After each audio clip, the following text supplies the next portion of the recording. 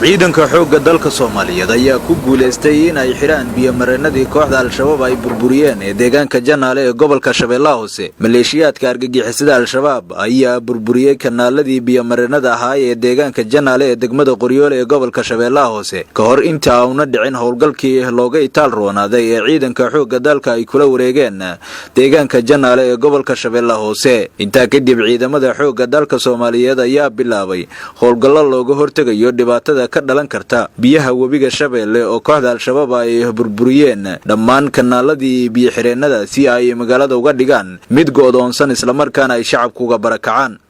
daawadayaal muuqaalka aad u jeedaan waa ciidanka xoogga dalka gaar ahaan gaadiidka baldoosarada kuwaasi oo ku howlan in ay xiraan dhammaan biyo-mareenadii ay fureen maleeshiyaadka shabaabka.